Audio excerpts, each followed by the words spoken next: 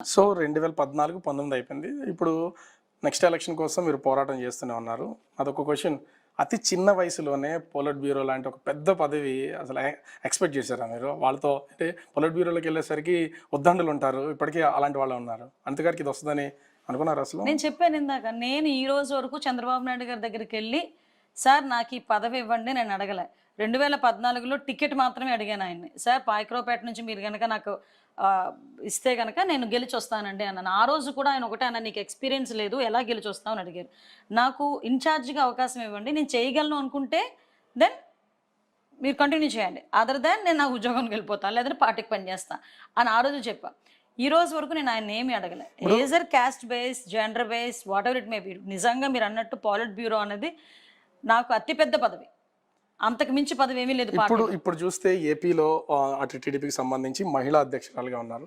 మీరు మహిళా అధ్యక్షురాలికి పదవికి వన్నీ తెచ్చేంత పోరాటాలు ఏం చేశారని అనుకుంటున్నారు మీరు? అంత అంత విధంగా మీరు ఏమైనా పోరాటాలు చేశారా? నేను పదవులకు వన్నీ తెచ్చేటంత పోరాటం నేను చేసానో లేదో ప్రజలు చెప్పాలి కానీ నేనైతే కమిట్మెంట్గా వర్క్ చేశాను.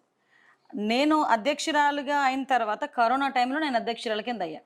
ఎగ్జాక్ట్గా కరోనా టైంలో నేను, నా డ్రైవరు, నా పిఏ రాష్ట్రం అంతా తిరిగినంతగా మిగతా ఏ నాయకుడు తిరగలేదేమో, ఏ పార్టీలోని కూడా. ఎందుకు నేను ఇంత గర్వంగా చెప్తున్నానంటే, గర్వం కూడా కాదు, ఒక ఇంత బాధ. కరోనా లాంటి సిచ్యువేషన్స్లో కూడా ఆడవాళ్ళ మీద అఘాయిత్యాలు తగ్గలేదు ఈ గవర్నమెంట్లో. పలానా ఎక్కడ పులివెందుల దగ్గర నుంచి మొదలు పెట్టుకొని అనంతపూర్ దగ్గర తిరిగాము, పులివెందుల తిరిగాను, కడప వచ్చాను, అన్ని ఏరియాస్ కూడా కవర్ చేసుకొని ఎక్కడ ఏ అమ్మాయికి అన్యాయం జరిగినా కూడా డెఫినెట్గా అక్కడ నా ప్రజెన్స్ ఉండేది. కానీ ప్రజా సమస్యల విషయానికి వస్తే తెలుగు మహిళా అధ్యక్షురాలుగా చేయాల్సిన పోరాటాలు చేయలేదు. ప్రభుత్వం మీద చేసినటువంటి విమర్శలు చేయడమే కానీ దాన్ని ఆచరణ రూపంలో ఉద్యమాలు ఏమీ లేవనేది మీ మీద ఉన్నటువంటి ఒక విమర్శ. ఓకే, ఉండొచ్చు, ఎవరి ఉద్దేశం వాళ్ళది. ఇప్పుడు మీ ఉద్దేశం మీది, నా ఉద్దేశం నాది. ఈరోజు నేను ఒకటే ఎగ్జాంపుల్ చెప్తున్నా. దిశ యాక్ట్ గురించి మేము మాట్లాడాం. దిశ యాక్ట్ గురించి నేను మాట్లాడాను. దిశ యాక్ట్ గురించి ప్రతిసారి మేము చెప్పేవాళ్ళమి. 21 రోజుల్లోనే తీసేస్తాం అది ఇది అనేటప్పుడు కూడా నేను చాలా హ్యాపీ ఫీల్ అయ్యాను, నిజంగా జరుగుతుందేమో అని. బట్ అది జరగల. నేను ప్రతి ఆస్పెక్ట్లోని కూడా నేను విజయం సాధించానని చెప్పడానికి ఉన్న ఏకైక ఆధారం ఏంటో చెప్పనా? నా మీద 23 కేసులు. ఓకే, అంటే ఏమీ లేకుండానే, నేను పోరాటం చేయకుండానే నా మీద ఇన్ని 23 కేసులు పెడతాడు ఎవడైనా? ఇక్కడ మీకు కొంత ఇబ్బంది అనిపించవచ్చు, అది అడగడానికి కూడా నాకు ఇబ్బందిగానే ఉంది. ఇక్కడ అంటే ఎదురుగా నాకు 2 సిచ్యువేషన్స్ మీ ఇంట్లో కనిపిస్తున్నాయి. ఒకటి మీరు, మీ పిల్లలు ఫోటో. ఒకసారి అరుణ్ అది చూపించు. అంటే ఈ ఫోటో చూస్తున్నాం, చాలా చూడముచ్చినట్టయిన ఫ్యామిలీ. దీనికి ఆపోజిట్గానే ఎదురుగా రాధాకృష్ణలు కనిపిస్తున్నారు. ఈ 2 ఏంటి అంటే, ఒకటి మీ రాజకీయాలకి సంబంధించి ఇప్పుడు కూడా మీ ఫ్యామిలీకి కొంత డిస్టర్బెన్స్ నడుస్తూ ఉంది ఎప్పటి నుంచో, మీకు మీ హస్బెండ్కి సంబంధించి. అది మీ రాజకీయానికి ఎప్పుడు అడ్డొస్తుందని ఎప్పుడు ఫీల్ అవ్వలేదా? ఇప్పుడు కూడా ఫ్యామిలీ వేరు, రాజకీయం వేరు, అంతే. అంటే ఫ్యామిలీ సెపరేట్, రాజకీయం సెపరేట్. ఇంత పెద్ద పూజ గది కనిపిస్తూ ఉంది. నా క్వశ్చన్ ఏంటంటే, అనిత గారు హిందువా, క్రిస్టియనా? ఇది చాలా చాలా ఇంపార్టెంట్ క్వశ్చన్. ఎందుకు నేను ఈ మాట మిమ్మల్ని అడగాల్సి వస్తుందంటే, అనిత గారి దగ్గర ఒక కాంట్రవర్సీ ఉంది. అది మీరు హిందువా, క్రిస్టియనా? అనిత గారికి కాంట్రవర్సీ చేశారు. అనిత ప్యూర్ హిందూ. ఎందుకు మరి క్రిస్టియన్ అనే ముద్ర మీ మీద ఉంది? చెప్తున్నాను కదా, ఏవేవో ఇంటర్వ్యూస్లో నేను మాట్లాడిన మాటల్ని కట్ అండ్ పేస్ట్ చేసి ఇప్పుడు నేనున్నానండి. నేను ప్రజాప్రతినిధిని, గుడికి వెళ్తాను, చర్చ్కి వెళ్తాను, అట్ ద సేమ్ టైం మసీదుకి వెళ్తాను. ఇప్పుడు నా 3 మాటలు మాట్లాడారు కదా, ఏదైనా సందర్భం వచ్చినప్పుడు ఈ గుడి తీసేస్తారు, మసీదు తీసేస్తారు. నేను చర్చ్ అనే పదం ఉపయోగించాను కదా, ఇది ఒక్కటే టక్మని కట్ చేస్తారు. కట్ చేసి సోషల్ మీడియాలో పెడతారు. క్వశ్చన్ నేను అడిగంటే, టీటీడీ మెంబర్గా మీకు అవకాశం ఇచ్చిన మీ పార్టీ అధినేత చంద్రబాబు గారు, మీరు ఒక క్రిస్టియన్ కాబట్టి మీరు టీటీడీకి అనర్హురాలనేది జోరుగా ప్రచారం జరిగింది. చివరికి మీరు ఆ పదవి జోరుగా ప్రచారం జరగలే, చేశారు. ఒకటేంటంటే నన్ను ఇబ్బంది పెట్టాలి, తెలుగుదేశం పార్టీని ఇబ్బంది పెట్టాలి. నేను ఒకటే అడుగుతున్నాను, నిజంగా ఆ రోజు నా మీద లేచిన నోళ్ళు ఈ రోజు కరుణాకర్ రెడ్డి గారు వాళ్ళ అమ్మాయికి ఏ రకంగా పెళ్లి చేశారండి? ఒక క్రిస్టియన్కి ఇచ్చి పెళ్లి చేశారు. అందులో ఎంతమంది క్రిస్టియన్స్ లేరు? ఈ రోజుకి కూడా అన్యమత ప్రచారం ఎంతవరకు జరగట్లేదు తిరుమల తిరుపతి దేవస్థానం కొండ మీద. ఒకసారి మనం కూడా ఆలోచించుకోవాలి కదా.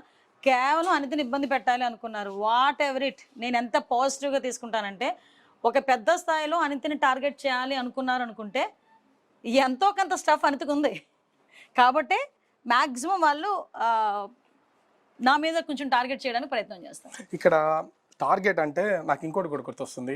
2014 నుంచి మీరు 19 వరకు అసెంబ్లీలో ఉన్నారు. అసెంబ్లీలో నిజంగా ఒక ఫైర్ బ్రాండ్. మీకు అపోనెంట్లో రోజా గారు ఉన్నారు. మీకు రోజా గారికి ఎప్పుడు పడేది కాదు. ప్రతి విమర్శలు. ఎందుకు రోజా గారు అంటే మీకు పడదా? లేకపోతే ఆవిడకి నాకేమైనా ఆస్తగతలు ఏమైనా ఉన్నాయేంటండి?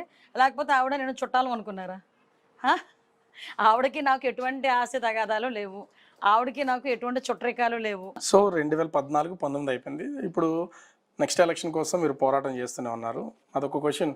అతి చిన్న వయసులోనే పొలిట్ బ్యూరో లాంటి ఒక పెద్ద పదవి అసలు ఎక్స్పెక్ట్ చేశారా మీరు? వాళ్ళతో అంటే పొలిట్ బ్యూరోలోకి వెళ్ళేసరికి ఉద్దండులు ఉంటారు. ఇప్పటికీ అలాంటి వాళ్ళు ఉన్నారు. అంతగారికి ఇది వస్తుందని అనుకున్నారు అసలు? నేను చెప్పాను ఇందాక, నేను ఈ రోజు వరకు చంద్రబాబు నాయుడు గారి దగ్గరికి వెళ్ళి సార్ నాకు ఈ పదవి ఇవ్వండి నేను అడగలే. 2014లో టికెట్ మాత్రమే అడిగాను ఆయన్ని. సార్ పాయకరావుపేట నుంచి మీరు కనుక నాకు ఇస్తే కనుక నేను గెలిచి వస్తానండి అన్నాను. ఆ రోజు కూడా ఆయన ఒకటే అన్న, నీకు ఎక్స్పీరియన్స్ లేదు, ఎలా గెలిచి వస్తావు అని అడిగారు. నాకు ఇన్ఛార్జ్గా అవకాశం ఇవ్వండి, నేను చేయగలను అనుకుంటే దెన్ మీరు కంటిన్యూ చేయండి, అదర్ దాన్ నేను నా ఉద్యోగానికి వెళ్ళిపోతాను, లేదంటే పార్టీకి పనిచేస్తాను అని ఆ రోజు చెప్పా. ఈ రోజు వరకు నేను ఆయన ఏమీ అడగలే. Age or caste base, gender base, whatever it may be. నిజంగా మీరు అన్నట్టు పాలిట్ బ్యూరో అనేది నాకు అతిపెద్ద పదవి, అంతకు మించి పదవి ఏమీ లేదు. ఇప్పుడు చూస్తే ఏపీలో అటు టీడీపీకి సంబంధించి మహిళా అధ్యక్షురాలుగా ఉన్నారు. మీరు మహిళా అధ్యక్షురాలకి పదవికి వన్నీ తెచ్చేంత పోరాటాలు ఏం చేశారని అనుకుంటున్నారు మీరు? అంత విధంగా మీరు ఏమైనా పోరాటాలు చేశారా? నేను పదవులకు వన్నీ తెచ్చేటంత పోరాటం నేను చేసానో లేదో ప్రజలు చెప్పాలి కానీ నేనైతే కమిట్మెంట్గా వర్క్ చేశాను. నేను అధ్యక్షురాలుగా అయిన తర్వాత కరోనా టైంలో నేను అధ్యక్షురాల కింద అయ్యా. ఎగ్జాక్ట్ కరోనా టైంలో నేను, నా డ్రైవరు, నా పిఏ రాష్ట్రం అంతా తిరిగినంతగా మిగతా ఏ నాయకుడు తిరగలేదేమో, ఏ పార్టీలోని కూడా. ఎందుకు నేను ఇంత గర్వంగా చెప్తున్నానంటే, గర్వం కూడా కాదు, ఒక ఎంత బాధ. కరోనా లాంటి సిచ్యువేషన్స్లో కూడా ఆడవాళ్ళ మీద అఘాయిత్యాలు తగ్గలేదు ఈ గవర్నమెంట్లో. పలానా ఎక్కడ పులివెందుల దగ్గర నుంచి మొదలు పెట్టుకొని అనంతపూర్ దగ్గర తిరిగాము, పులివెందుల తిరిగాను, కడప వచ్చాను, అన్ని ఏరియాస్ కూడా కవర్ చేసుకొని ఎక్కడ ఏ అమ్మాయికి అన్యాయం జరిగినా కూడా డెఫినెట్గా అక్కడ నా ప్రజెన్స్ ఉండేది. కానీ ప్రజా సమస్యల విషయానికి వస్తే తెలుగు మహిళా అధ్యక్షురాలుగా చేయాల్సిన పోరాటాలు చేయలేదు. ప్రభుత్వం మీద చేసినటువంటి విమర్శలు చేయడమే కానీ దాన్ని ఆచరణ రూపంలో ఉద్యమాలు ఏమీ లేవనేది మీ మీద ఉన్నటువంటి ఒక విమర్శ. ఏం చెప్తారు? ఓకే, ఉండొచ్చు, ఎవరి ఉద్దేశం వాళ్ళది. ఇప్పుడు మీ ఉద్దేశం మీది, నా ఉద్దేశం నాది. ఈరోజు నేను ఒకటే ఎగ్జాంపుల్ చెప్తున్నా. దిశ యాక్ట్ గురించి మేము మాట్లాడాం, దిశ యాక్ట్ గురించి నేను మాట్లాడాను. దిశ యాక్ట్ గురించి ప్రతిసారి మేము చెప్పేవాళ్ళమి.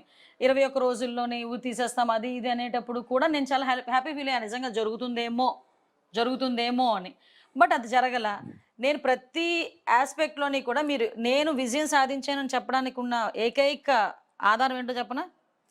నా మీద 23 కేసులు. ఓకే, అంటే ఏమీ లేకుండానే, నేను పోరాటం చేయకుండానే నా మీద ఇన్ని 23 కేసులు పెడతాడు ఎవడైనా? ఇక్కడ మీకు కొంత ఇబ్బంది అనిపించవచ్చు, అది అడగడానికి కూడా నాకు ఇబ్బందిగానే ఉంది. ఇక్కడ అంటే ఎదురుగా నాకు 2 సిచ్యువేషన్స్ మీ ఇంట్లో కనిపిస్తున్నాయి. ఒకటి మీరు, మీ పిల్లలు ఫోటో. ఒకసారి అరుణ్ అది చూపించు. అంటే ఈ ఫోటో చూస్తున్నాం, చాలా చూడముచ్చినట్టయిన ఫ్యామిలీ. దీనికి ఆపోజిట్గా ఎదురుగా రాధాకృష్ణలు కనిపిస్తున్నారు. ఈ 2 ఏంటి అంటే, ఒకటి మీ రాజకీయాలకి సంబంధించి ఇప్పుడు కూడా మీ ఫ్యామిలీకి కొంత డిస్టర్బెన్స్ నడుస్తూ ఉంది ఎప్పటి నుంచో, మీకు మీ హస్బెండ్కి సంబంధించి. అది మీ రాజకీయానికి ఎప్పుడు అడ్డొస్తుందని ఎప్పుడు ఫీల్ అవ్వలేదా? ఇప్పుడు కూడా ఫ్యామిలీ వేరు, రాజకీయం వేరు, అంతే. అంటే ఫ్యామిలీ సెపరేట్, రాజకీయం సెపరేట్. ఇంత పెద్ద పూజ గది కనిపిస్తూ ఉంది. నా క్వశ్చన్ ఏంటంటే, అనిత గారు హిందువా, క్రిస్టియనా? ఇది చాలా చాలా ఇంపార్టెంట్ క్వశ్చన్. ఎందుకు నేను ఈ మాట మిమ్మల్ని అడగాల్సి వస్తుందంటే, అనిత గారి దగ్గర ఒక కాంట్రవర్సీ ఉంది. అది మీరు హిందువా, క్రిస్టియనా? అనిత గారికి కాంట్రవర్సీ చేశారు. అనిత ప్యూర్ హిందూ. ఎందుకు మరి క్రిస్టియన్ అనే ముద్ర మీ మీద ఉంది? చెప్తున్నాను కదా, ఏవేవో ఇంటర్వ్యూస్లో నేను మాట్లాడిన మాటల్ని కట్ అండ్ పేస్ట్ చేసి ఇప్పుడు నేనున్నానండి. నేను ప్రజాప్రతినిధిని, గుడికి వెళ్తాను, చర్చ్కి వెళ్తాను, అట్ ద సేమ్ టైం మసీదుకి వెళ్తాను. ఇప్పుడు నా 3 మాటలు మాట్లాడారు కదా, ఏదైనా సందర్భం వచ్చినప్పుడు ఈ గుడి తీసేస్తారు, మసీదు తీసేస్తారు. నేను చర్చ్ అనే పదం ఉపయోగించాను కదా, ఇది ఒక్కటే టక్మని కట్ చేస్తారు. కట్ చేసి సోషల్ మీడియాలో పెడతారు. ఎందుకు ఈ క్వశ్చన్ నేను అడిగానంటే, టీటీడీ మెంబర్గా మీకు అవకాశం ఇచ్చిన మీ పార్టీ అధినేత చంద్రబాబు గారు, మీరు ఒక క్రిస్టియన్ కాబట్టి మీరు టీటీడీకి అనర్హురాలనేది జోరుగా ప్రచారం జరిగింది. చివరికి మీరు ఆ పదవి జోరుగా ప్రచారం జరగలే, చేశారు. ఒకటేంటంటే నన్ను ఇబ్బంది పెట్టాలి, తెలుగుదేశం పార్టీని ఇబ్బంది పెట్టాలి. నేను ఒకటే అడుగుతున్నాను, నిజంగా ఆ రోజు నా మీద లేచిన నోళ్ళు ఈ రోజు కరుణాకర్ రెడ్డి గారు వాళ్ళ అమ్మాయికి ఏ రకంగా పెళ్లి చేశారండి? ఒక క్రిస్టియన్కి ఇచ్చి పెళ్లి చేశారు. అందులో ఎంతమంది క్రిస్టియన్స్ లేరు? ఈ రోజుకి కూడా అన్యమత ప్రచారం ఎంతవరకు జరగట్లేదు తిరుమల తిరుపతి దేవస్థానం కొండ మీద. ఒకసారి మనం కూడా ఆలోచించుకోవాలి కదా. కేవలం అనితని ఇబ్బంది పెట్టాలి అనుకున్నారు. వాట్ ఎవర్ ఇట్, నేను ఎంత పాజిటివ్గా తీసుకుంటానంటే, ఒక పెద్ద స్థాయిలో అనితని టార్గెట్ చేయాలి అనుకున్నారు అనుకుంటే ఎంతో కొంత స్టఫ్ అనితకు ఉంది కాబట్టి మ్యాక్సిమం వాళ్ళు నా మీద కొంచెం టార్గెట్ చేయడానికి ప్రయత్నం చేస్తారు. ఇక్కడ టార్గెట్ అంటే నాకు ఇంకోటి కూడా గుర్తొస్తుంది. 2014 నుంచి మీరు 19 వరకు అసెంబ్లీలో ఉన్నారు. అసెంబ్లీలో నిజంగా ఒక ఫైర్ బ్రాండే. మీకు అపోనెంట్లో రోజా గారు ఉన్నారు. మీకు రోజా గారికి ఎప్పుడు పడేది కాదు, ప్రతి విమర్శలు. ఎందుకు రోజా గారు అంటే మీకు పడదా, లేకపోతే ఆవిడకి నాకేమైనా ఆస్తగతలు ఏమైనా ఉన్నాయేంటండి? లేకపోతే ఆవిడ నేను చుట్టాలు అనుకున్నారా? ఆవిడకి నాకు ఎటువంటి ఆస్తి తగాదాలు లేవు, ఆవిడకి నాకు ఎటువంటి చుట్టరికాలు లేవు. మా ఇద్దరికి మధ్యలో వైరం ఓన్లీ